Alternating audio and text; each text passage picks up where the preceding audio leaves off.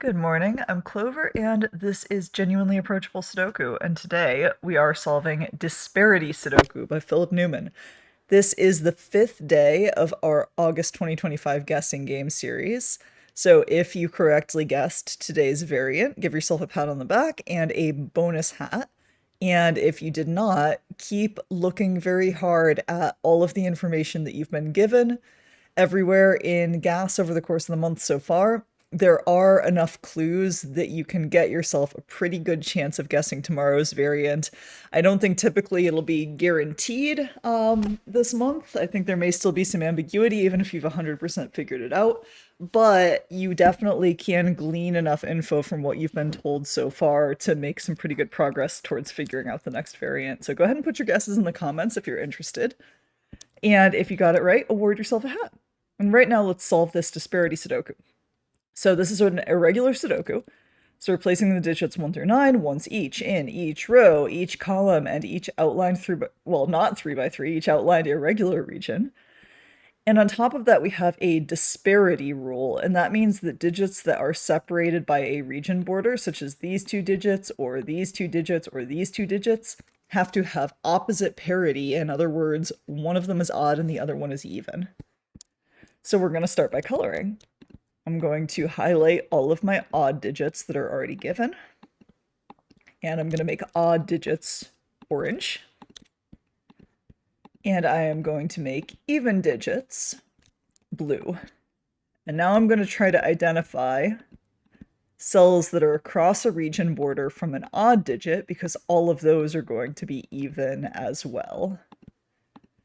We're going to do a lot of coloring in this puzzle before we even place any digits, so if you like coloring, this one's a treat for you. Now, here are some cells that are across a region border from an even digit, and we're going to color all of these guys orange for odd. In this row, I already have 4 even digits, so that's going to be odd.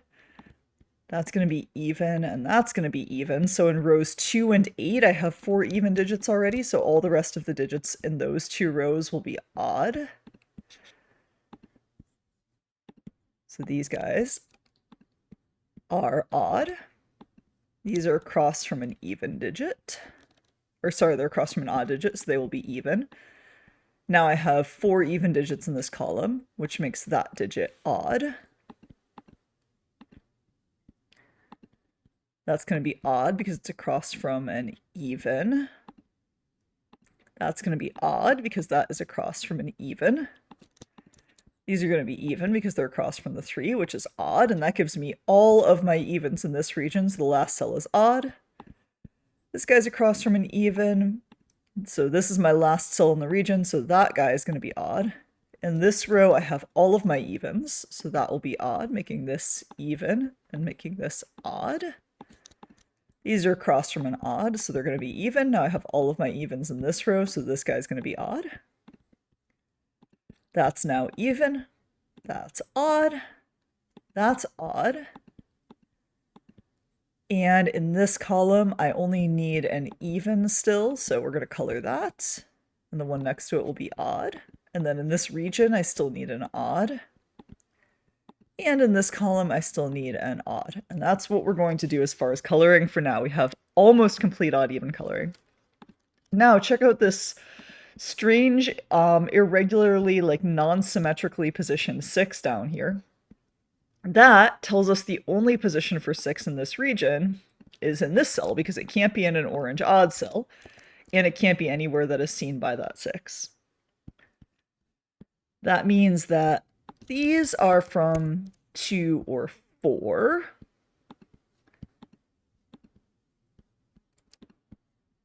This is either 4 or 8. This cell sees a 2, 6, and 8, so it's a 4. That just means we're going to need a 2 down here somewhere, and we don't know where yet. That means these 2 digits are 2 and 6. There's a 6 here, so 6 is not in these 2 cells. It's also not there, so 6 must go right there, meaning the 6 in this region over here on the right is there.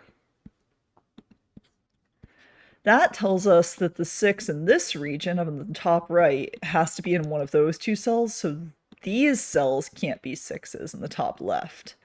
So that places a 6 right there. This is the only position for 6 in the leftmost region now. And that may be all I can do with 6s. Oh, no, but I got 6 right here because I have 2, 4, and 8 in the row already. And I have 6s here and here, so the only position for 6 in this region is right there. That makes this a 2.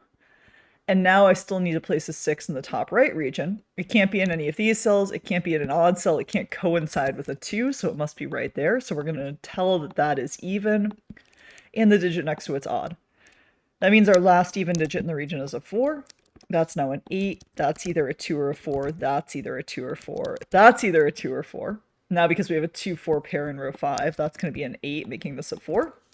So the only place we can possibly put a 4 in this region, and our even cells, is right there. So these guys will be 2 and 8. This will be either 4 or 8. That's 4 or 8. That is 2 or 8. Okay. This can't be a 2 because I have a 2-4 pair above it. So that's going to be my 2, which means that is an even cell. And I think that's all I can do for the moment. So let's work a little bit on some odd digits, shall we? So we have 1, 3, 7, and 9 in this row already. That makes this a 5. We have a 1 and a 9 here, and a 3 and a 5 in this column, so this cell has to be a 7. So this needs to be either a 3 or a 9. And we have a 3-5 pair in this row. We have a 5 and a 7 in this column, and a 1 and a 9 in the row. That makes this a naked 3. And these guys are 5 and 7. My remaining odd digits in this region are going to be 5, 7, and 9. I can make some eliminations there. So now I do know that one of these guys is the 5, so this is either the 7 or the 9 up here in the column. This is a 3, 5, or 9 in the row. That's a 3 or 5 in the row.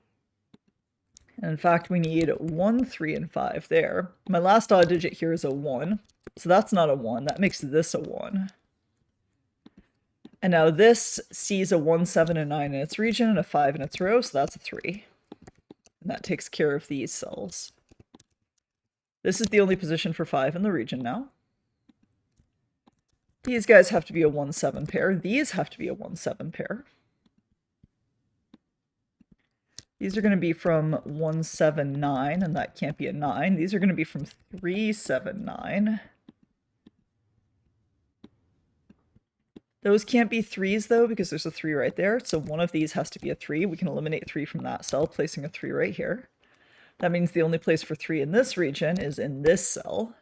So this is either 1 or 7. That makes this a 9 and tells me my 5 has to go over on the left side of this row in order to put a 5 in the row. So this is now a 7, which resolves some of the odds in the column. This is now a 9, and as we figured out before, the only positions for a 3 in the region are there and there, so we now know that this is our 3. The 9 makes that a 7. That's now a 5 and a 7, which resolves this. We can't put a 5 on the leftmost cell of the column because there's a 5 in that column, or in the row, because there's a 5 in that column already. So let's make this our 5. That lets us place an 8 as our last cell there.